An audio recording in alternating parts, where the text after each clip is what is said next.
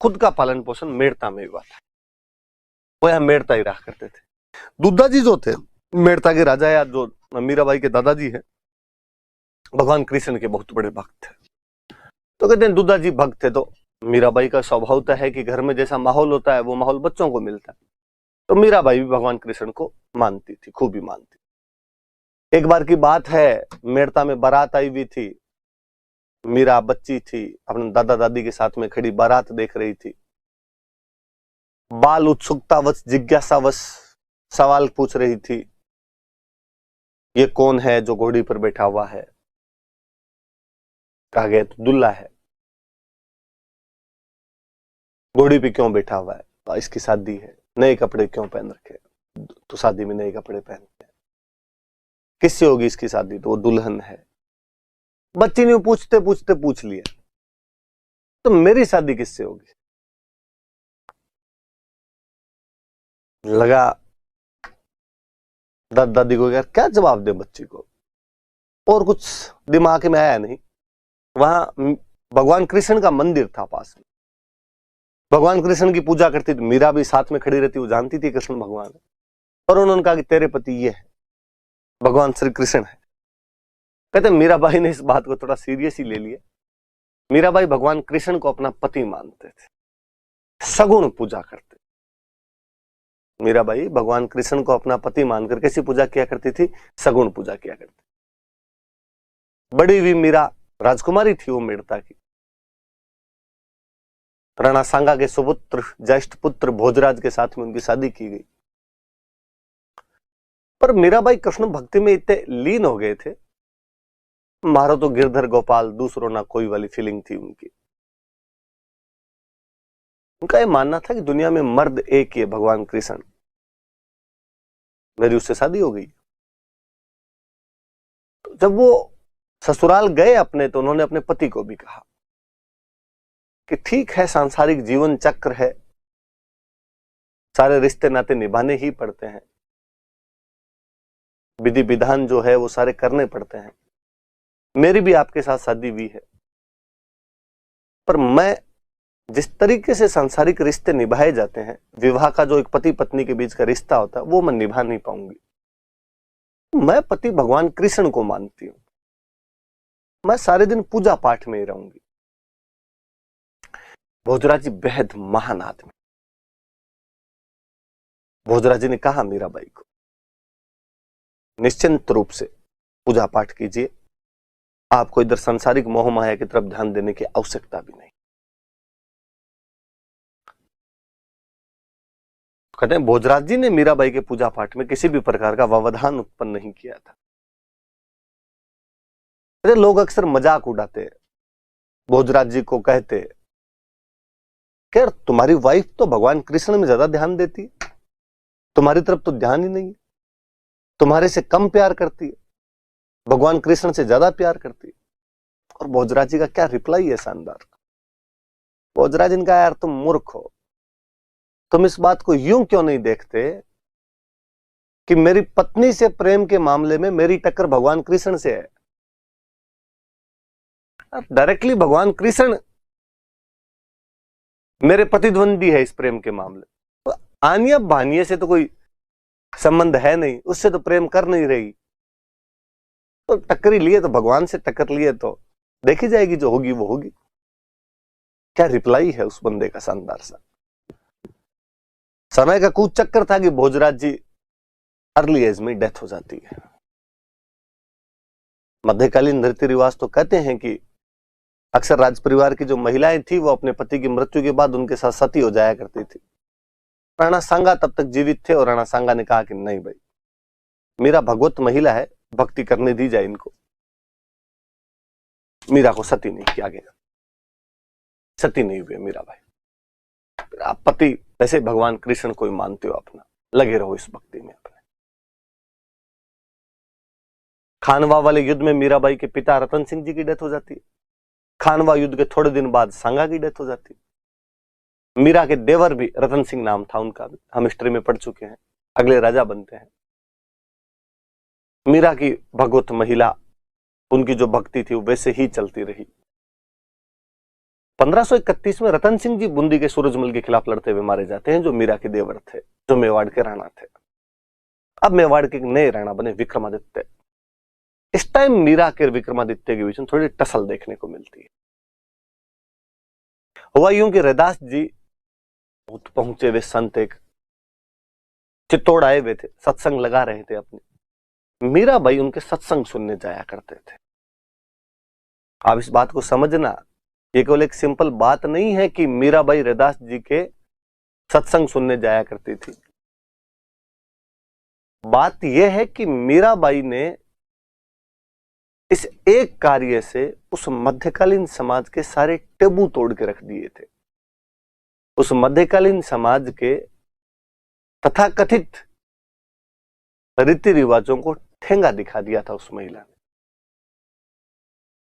विक्रमादित्य का कहना था कि आपको रैदास जी के सत्संग सुनने के लिए नहीं जाना चाहिए। क्यों? क्योंकि राज परिवार की महिलाएं पर्दे में रहती है, घर से बाहर नहीं निकलती। विधवा महिलाएं घर से बाहर नहीं जाती। रैदास जी समाज की तथाकथित दलित जाति से आते हैं, इसलिए आप उनको अपना गुरु नहीं बना सकती, उनके सत्संग नहीं जा सकती। मीराबाई एक साथ 3 उन गलत धारणाओं को धत्ता बता देती है। जब वो राज परिवार की महिला होने के बावजूद, विधवा होने के बावजूद दलित जाति के महान संत रैदास को अपना गुरु मानती है। उसने एक साथ जाति पाति तोड़ने के और नारी सशक्तिकरण के बिरले उदाहरण पेश कर दिए थे। वाकई मीराबाई फेमिनिस्टों की आदर्श होनी चाहिए, पर भारत में फेमिनिज्म का मतलब अलग ही निकाल दिया गया है। मीराबाई भगवान कृष्ण की भक्ति कर रही है। यहां फेमिनिज्म का मतलब है कि जो भगवान कौन माने, मंदिर वंदिर जाए, फिर किस बात की फेमिनिस्ट है। मुझे लगता है यार, मीराबाई वह पहली महिला है भारत की जो ये कह रही है माई लाइफ माई चॉइस। ऐसा मैं नहीं कह रहा, ऐसा गांधी जी और कहते हैं। गांधी जी कहते हैं कि अन्याय के खिलाफ संघर्ष करने के 2 रास्ते हैं, आइदर वायलेंस और नॉन वायलेंस। या तो जो कोई आप पर अन्याय कर रहा है, तलवार निकालो, लड़ लो उससे। लड़ी थी झांसी की रानी लक्ष्मीबाई 57 की क्रांति में। या दूसरा तरीका है कि आप सत्याग्रह का पालन कीजिए। सत्य का मतलब न्याय और आग्रह का मतलब प्रयास करना। न्याय के लिए प्रयास कीजिए, शांतिपूर्ण तरीके से प्रयास कीजिए। आपके दुश्मन को झुकना पड़ेगा।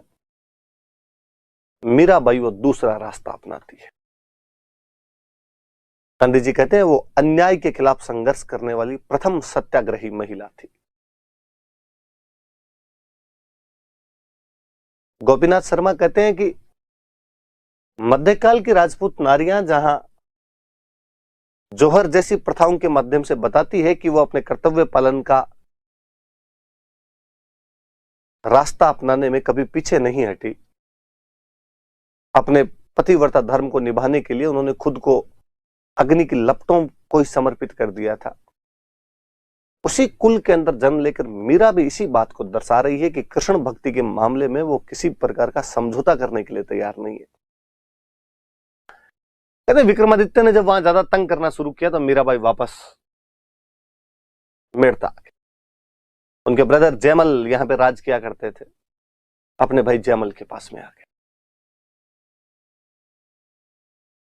थोड़े दिन रहे यहां पे और फिर एक दिन जयमल को कहा कि मैं भगवान कृष्ण के धाम घूमना चाहती हूँ, जहां जहां भगवान कृष्ण के मंदिर है वहां वहां जाना चाहती हूँ, पधारो। राजा की बहन कहे कि मुझे जाना है और नहीं जाए, फिर राजा की बहन होने का मतलब ही क्या निकला। कहते मीराबाई मथुरा गए, वृंदावन गए, गोकुल घूमते घूमते द्वारिका चले गए। कहते जब द्वारिका चले गए थे मीराबाई तो साथ वाले उनके साथ में पूरी टीम गई हुई थी उन दिनों में। उन बाकी कहा गया आप लोग मेड़ता चलो, मैं थोड़े दिन यहीं रहूंगी, फिर आऊंगी। आ गए बाकी वाले लोग। जयमल ने पूछा क्या हुआ? मीरा द्वारिका रुक गए। कोई बात नहीं, आ जाएंगे। उस साल मेड़ता में बहुत भयंकर अकाल पड़ा। जयमल ने पंडित जी से पूछा कि पंडित जी अकाल क्यों पड़ गया? पंडित जी ने कहा कि मीरा जैसी भगवत महिला किसी जगह को छोड़ के चली जाए, वहां भगवान राजी कैसे रह सकते हैं? जयमल को फील हुआ। जयमल ने 5 ब्राह्मण भेजे कि जाओ मीराबाई को द्वारिका से वापस बुला कर लाओ। वैसे भी उनको गए हुए कई दिन हो गए। ब्राह्मण वहां गए और उन्होंने कहा कि मीराबाई, जयमल ने वापस बुलाया, वापस चलिए आप। मीरा ने कहा कि नहीं, अब अंतिम समय नजदीक है, मैं भगवान कृष्ण के चरणों में अपने प्राण त्यागना चाहती हूँ। सब कुछ इसी को माना है तो इसी को समर्पित किया जाए। उन ब्राह्मणों ने कहा आप नहीं जाओगे तो जयमल मारेगा हमें, वो घुसने नहीं देगा मेड़ता में, हम भूख हड़ताल पे बैठ रहे हैं, चलो तो चलो, नहीं तो हम भी मरेंगे, यही मरेंगे। मीरा को लगा कि यार ब्राह्मण मर गए तो ब्रह्म हत्या का पाप और लगेगा। उसने कहा पंडित जी ऐसे मत करो, मैं एक बार मंदिर में भगवान कृष्ण के हाथ जोड़ के आ जाती हूँ, फिर चल लेंगे। कहते हैं मीराबाई उस मंदिर के अंदर गई और वापस बाहर नहीं निकल पाई। किंवदंतियां, जनश्रुतियां ये बताती है कि मीराबाई भगवान कृष्ण की उस मूर्ति में समा गई थी, विलीन हो गई थी। कहानियां यहां तक कहती है कि जब वो मीराबाई कई देर तक मंदिर से बाहर नहीं निकले, पंडित जी ने जब अंदर झांक कर देखा तो वो पाते हैं कि मीराबाई का दुपट्टा उस मूर्ति के अंदर सरकता हुआ जा रहा था, बाकी पूरी मीरा उस मूर्ति में विलीन हो गई थी। पूरी जिंदगी भगवान कृष्ण को अपना पति मानती रही, उनका स्मरण करती रही, उनकी सगुण पूजा करती रही। अंतिम समय में स्वयं को कृष्ण से एकाकार कर देती है। हम कहते हैं कि या तो राधा ने भगवान कृष्ण से इतना टूटकर प्यार किया था, या मीरा करती है। इसलिए हम कहते हैं कि वो राजस्थान की राधा है, राजस्थान की राधा कहा जाता उनको। थोड़ी सी ये बातें ध्यान रखना आपने। उड़की में जन्म हुआ था, पिताजी का नाम रतन सिंह था जो खानवा के युद्ध में लड़ते हुए मारे गए थे। पति का नाम भोजराज था जो सांगा के बेटे थे। जैसे मीराबाई भगवान कृष्ण को अपना पति मानती थी,